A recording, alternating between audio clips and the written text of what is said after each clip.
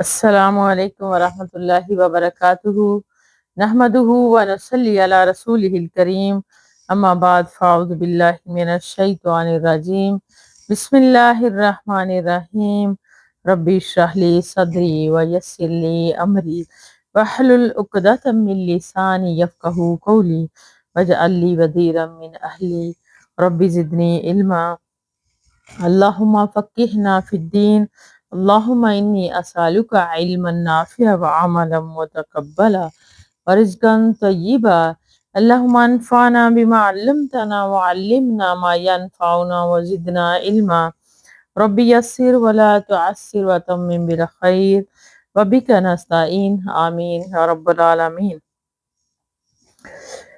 باب الطاعت، باب یعنی نیکی اور بلائی کے کاموں میں میانہ روی اختیار کرنا۔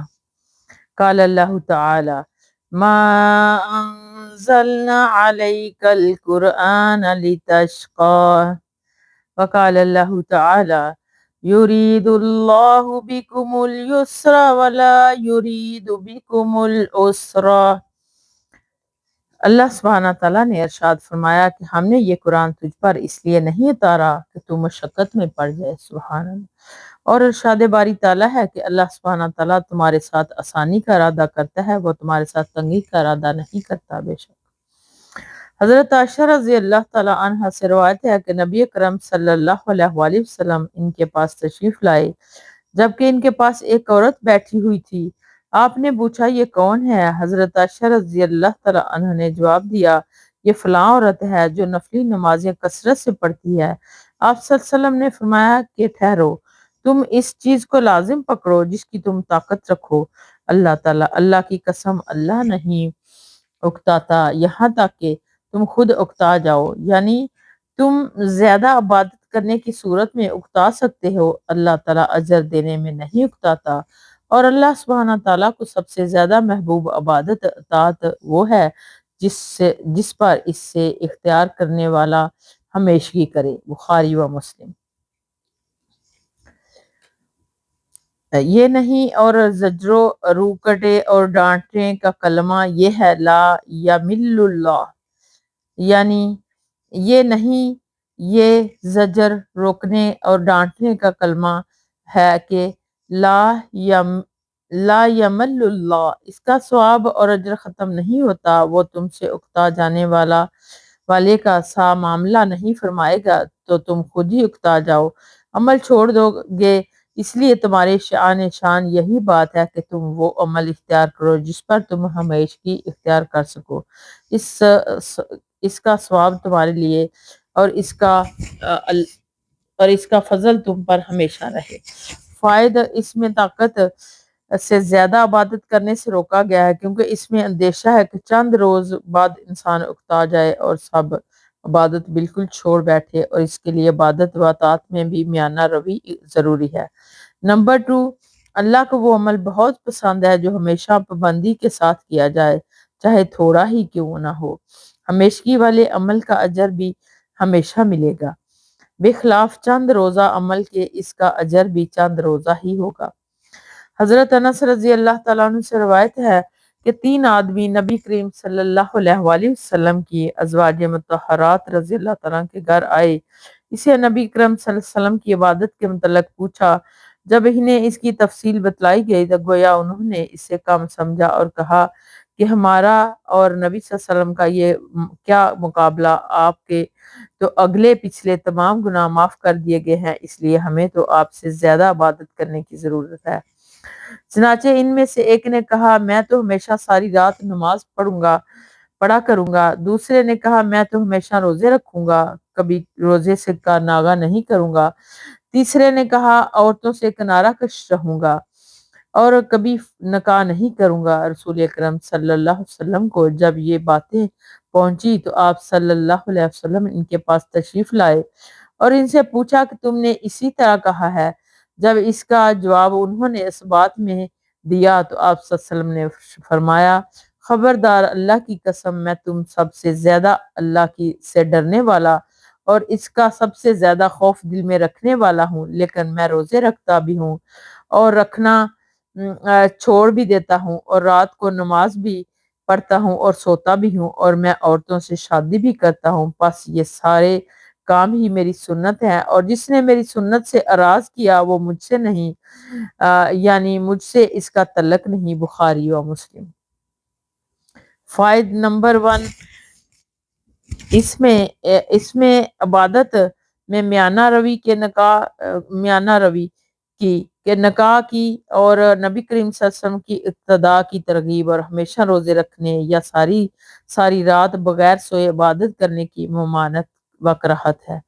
نمبر 2، بدعات میں خیر و اجر نہیں ہے، تمام تر خیر و برکت اور ثواب صرف اللہ اور نبی کریم صلی اللہ علیہ وسلم کی اطاعت اور اتباع میں ہے۔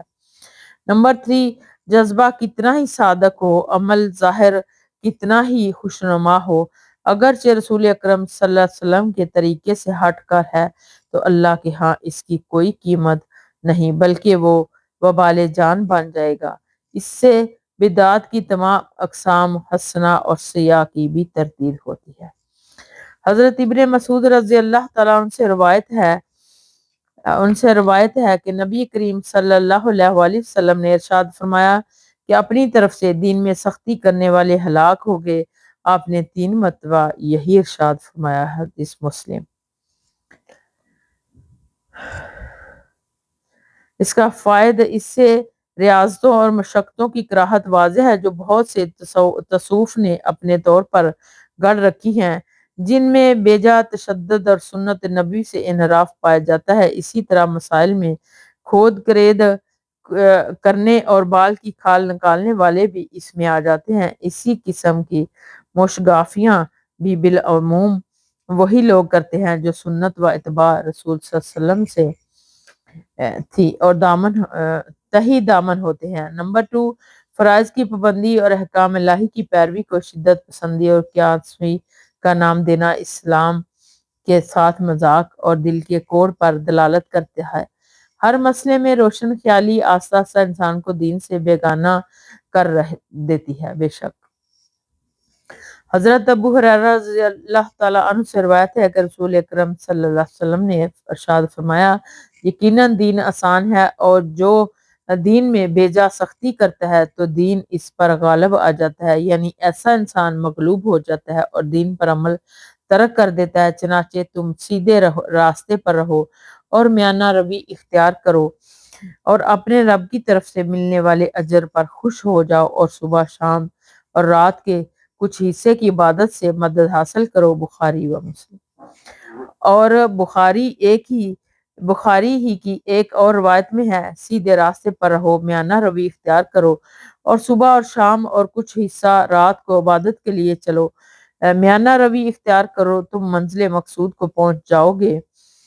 بے شک اللہ سبحانہ تعالیٰ نے فرمایا کہ الدین یہاں مرفوع یعنی مفعول معلم یسم فاعلہ کی بنا پر ہے۔ یہ منصوب الدین بھی مروی ہے۔ اللہ غلبہ کا مطلب ہے کہ دین اس پر غالب آ جائے، اور دین میں بیجا سختی کرنے والا دین میں زیادہ شاخیں اور راستے ہونے کی وجہ سے دین کے تقاضوں پر عمل کرنے سے عاجز رہے۔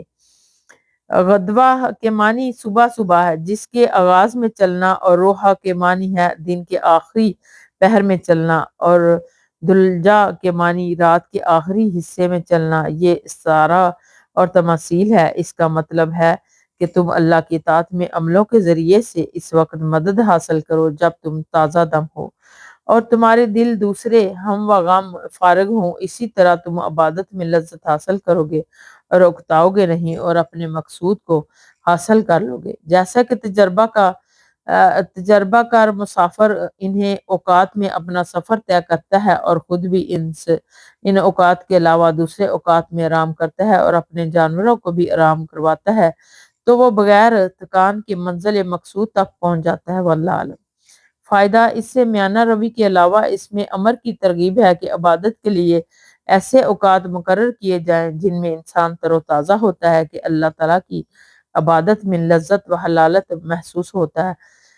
ہم یہ نفلی عبادت کے لیے ہے، فرضی عبادات کی تو ادائیگی تو اپنے مقرر اوقات ہی میں ضروری ہے۔ بے شک حضرت انس رضی اللہ تعالیٰ عنہ سے روایت ہے کہ اللہ کے رسول صلی اللہ علیہ وسلم مسجد میں تشریف لائے تو دیکھا کہ ایک رسی دو ستونوں کے درمیان بندھی ہوئی ہے۔ آپ نے پوچھا یہ رسی کیا ہے، یعنی کس مقصد کے لیے بندھی ہے؟ تو لوگوں نے بتلایا کہ یہ حضرت ام المومنین زینب رضی اللہ تعالیٰ کی رسی ہے۔